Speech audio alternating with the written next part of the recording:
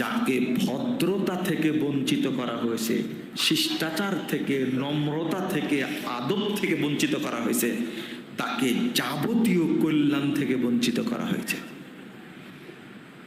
2592 নম্বর হাদিস, সহিহ মুসলিম। কি বললাম? যাকে আল্লাহ ভদ্রতা দেননি তার মধ্যে কোনো কল্যাণ নেই।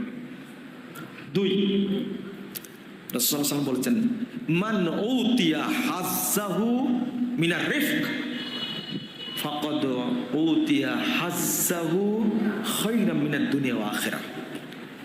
যাকে ভদ্রতা দেওয়া হয়েছে, তাকে দুনিয়ায় এবং পরকালের আখিরাতের যাবতীয় কল্যাণ দান করা হয়েছে। অর্থাৎ যে ব্যক্তি ভদ্র, নম্র, আদব আছে, এই ব্যক্তির মধ্যে আল্লাহ সমস্ত কল্যাণ দান করেছেন।